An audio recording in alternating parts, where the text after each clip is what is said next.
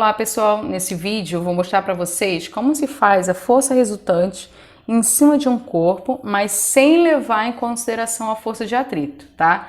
Aqui a gente só vai trabalhar com a força peso, com a normal e com a tração. Então o que a gente precisa saber? A primeira coisa é que todo corpo sempre vai ter uma força peso, isso eu já tinha ensinado para vocês. E a força peso ela vai estar sempre no centro gravitacional do corpo e sempre apontando para onde? Para baixo, tá? Então aqui existe um peso de B e aqui existe um peso de A.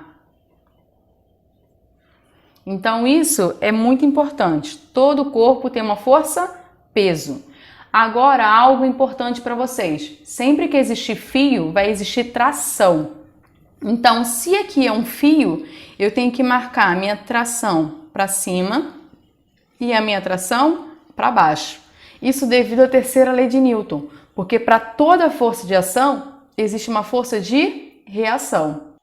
Então, ou seja, se eu estou considerando que o corpo ele está descendo, significa que a minha força-peso ela está sendo maior. Então, se ele vai puxar para descer, vai ter uma força de reação que vai tentar puxar para que o corpo suba, tá? Outra coisa, sempre que o corpo ele estiver sobre o plano, vai existir uma força normal. E essa força normal, ela é marcada sempre perpendicular ao plano de apoio, ou seja, significa que ela tem que fazer 90 graus. Se eu olhar para cá, ó, ela está fazendo 90 graus como é o plano. Então, já marquei as minhas forças. Pronto. Agora eu vou fazer o que diz a segunda lei de Newton, que o somatório das forças que atuam num corpo é igual à sua massa vezes a sua aceleração. Separando os corpos, o que nós obtivemos? Que no corpo A nós temos a normal de a força-peso de A e nós temos a tração. E no corpo B, nós temos o peso de B e nós temos a tração. Preste atenção, o corpo A ele está sendo deslocado para a direita para que ele possa descer. Então, isso significa que o corpo não está subindo e nem descendo em relação à vertical. Então, ou seja, significa que o peso de A é igual ao meu peso de B. E se eles são iguais e em sentidos opostos, eles vão se anular. Só sobrou quem? Tração. Então, para o corpo A, nós temos tração é igual a massa de A vezes a aceleração. Já no corpo B, não existe normal, porque o corpo não se encontra sobre um plano. Nós só temos a força-peso de B e a tração, que também se encontram em sentidos contrários. Mas como ele está descendo, o peso de B é maior do que a minha tração. Então, vai ficar da seguinte maneira. Peso de B menos a tração é igual a massa de B vezes a minha aceleração. E agora como eu resolvo? Agora eu faço sistema. Método que eu gosto muito de usar, a adição. Significa somar a equação de cima com a equação de baixo. Então ficaria assim, ó, peso de B, tração menos tração, a gente corta, né? Porque elas são simétricas. Então ficaria massa de A vezes a aceleração, mais a massa de B vezes a minha aceleração. Matéria de polinômio fator comum. Nós podemos aplicar aqui, ó. Fator comum significa termos que se repetem. E quem se repete nos dois? O A da minha aceleração. Então eu posso dizer que peso de B é a aceleração que multiplica a massa de A mais a massa de B.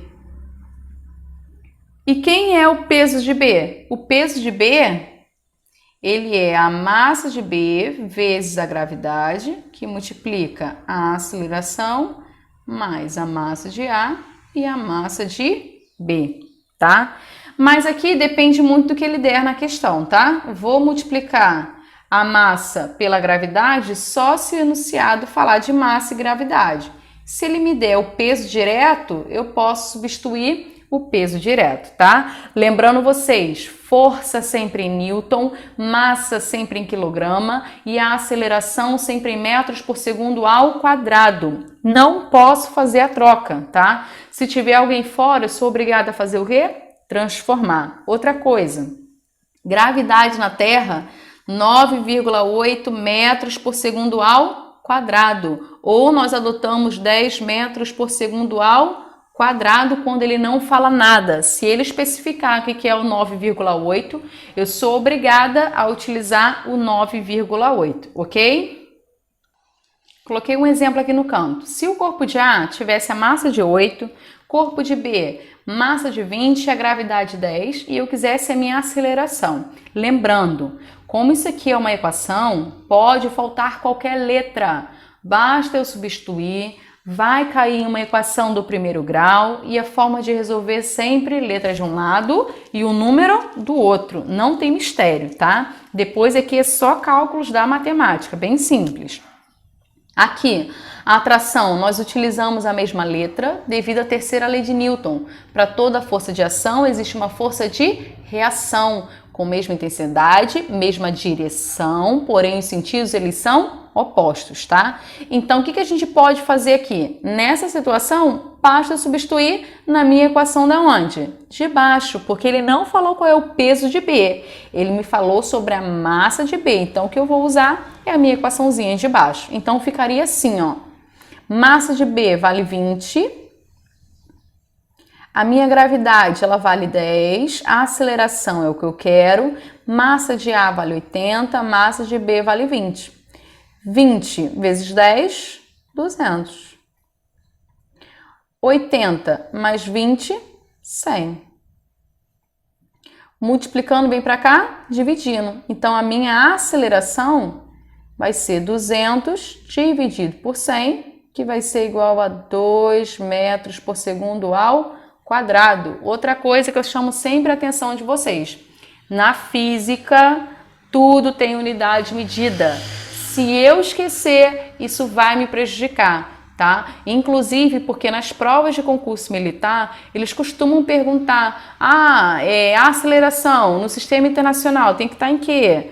A massa representando a quantidade de calor. Então eu sempre chamo a atenção de vocês para não esquecerem de colocar as unidades, certo?